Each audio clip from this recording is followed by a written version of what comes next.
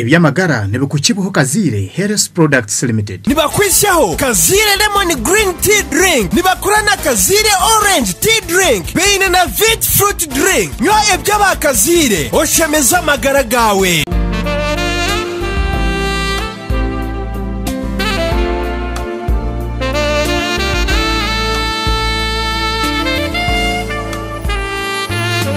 Nakwakira ha program ebyamagara kuri Kayombi Osire nokora omutebe kanisa and Gloria Kanyonyozi kandi program yitu yerizoba twatayisa omushaho w'abakyara Dr. George Waswa Salongo naza kubana tugarikiramu ebuzo byanyu ebinebuzo ebiri kututindikira aha SMS platform kandi ebuzo ebiri kwata aha bakyara yorikwenda kututindikira kibuzo no kuchakwa kitakwaterene na nebitugamba yerizoba zo musumi yawe zo messages handike kigambo ebyamagara sigaho mwanya tawe kibuzo cyawe taha amazina gawe naho rukurga oteba kutera ho bwiro bwo kubahereze nendo arejo otitsindikire armnana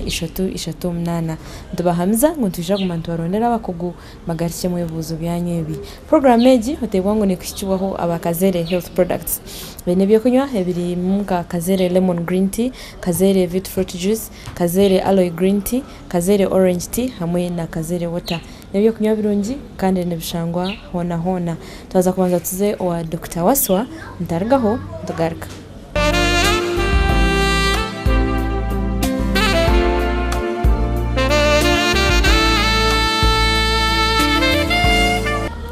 Dr. nakwakira ha program y'ebyamagara.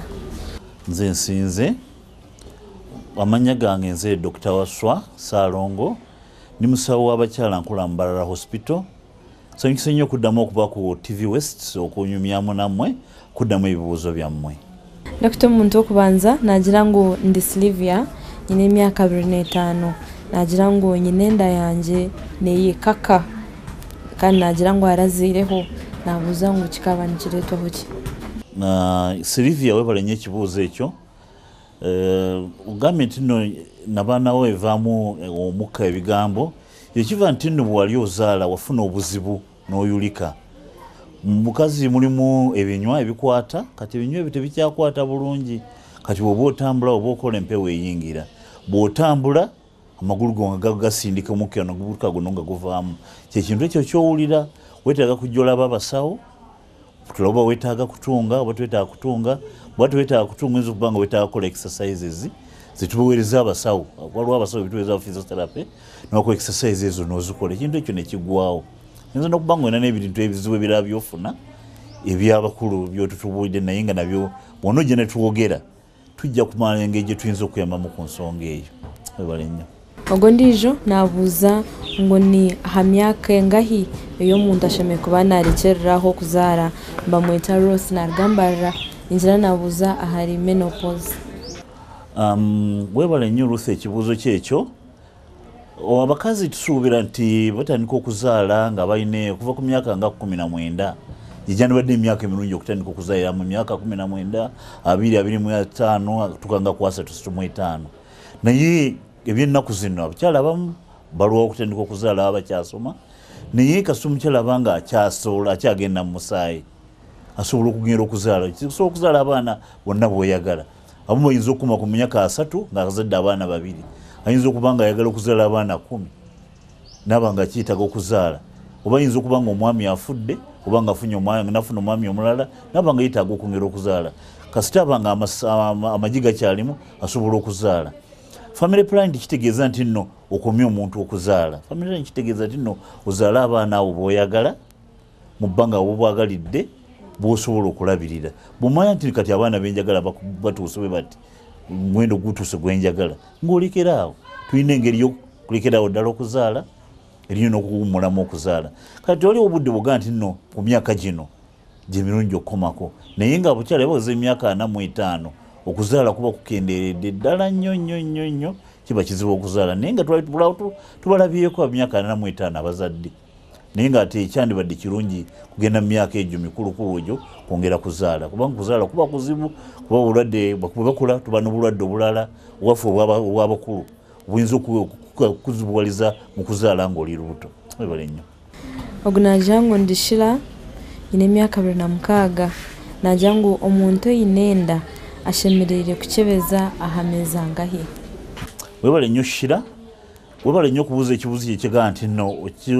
ekiraga nti nno oyagala abakyala abalina embuto bakebeze omukyala kasita amanya ng'ali lubuto n'akikakasa kitera kubawo kasita omukyala amba nga awezezza emyezi ebiri tagenze mu musaayi kitegeeza ayinza okuba nga ali lubuto olumanya ng'oli lubuto kirungi ojja otandika okukebeza kuba buli lwojja okukebeza wabaawo ensonga lwaki wabaawo ekintu kye tulina okukola buli lwojja okukebeza tugaba abakyala balina okukebeza emirundi egitaka wansi weena naye buli mulundi gwojja tulina kyetukebera kyetuba tugezaako okukola ogusooka tugeeza nti nno kakasa nti nno oli lubuto olwenkanawa n'okulaba nti obulamu bwo buli butya omulundi ogwokubiri ogwojja okukebera tukebera omwana ali atya munda tumukola sikaani netulaba omwana bwali netulaba omubiri gwe guli gutya netukebera n'okulaba ebikukwatako omusaayi gwenkanawa akakuka kasiriimu kubanga situagala akukawe mwana ennaku zo tulina eddagala lisobola okuyamba bwoba okalina otukawa mwana blood group yo ebyendya mulundi ogwokusatu n'ogwokuna tukebera okulaba omwana akula bulungi omwana ayebase bulungi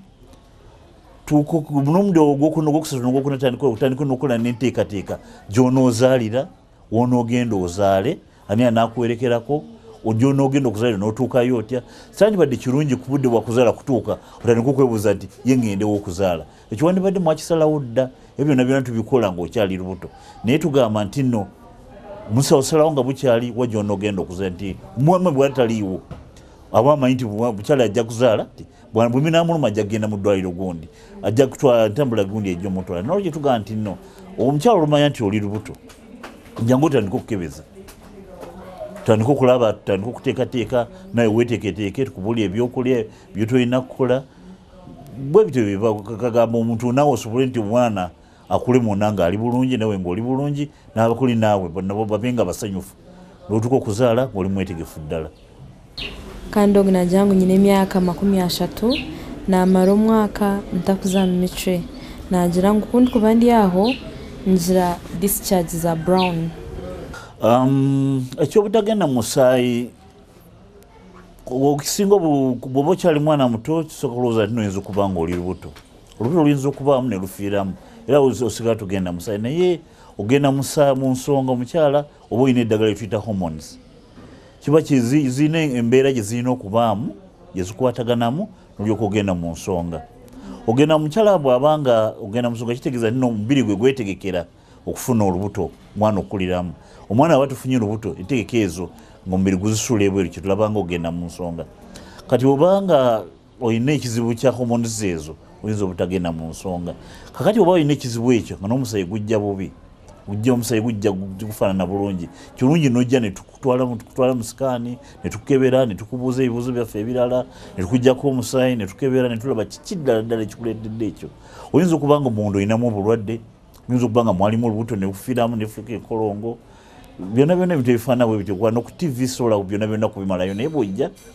twogera naawe netukubuuza ebibuuzo byaffe netukukebera netukutwala ne mu laabu tutwala mu x-ray mu ultrasound netulaba kiki ddala ekireese ekintu ekyo tuyinza tutaaga okwetaaga okutwalako mu theatre okwozaako omuntu okulaba kiki ekyo ekireese obuzibu netumanya ddala kiki ekireese okuba ntitugenda mu musaayi kiba kisoboka tukinogera eddagala oba oyagala kufuna olubuto netukola eddagala n'ofuna olubuto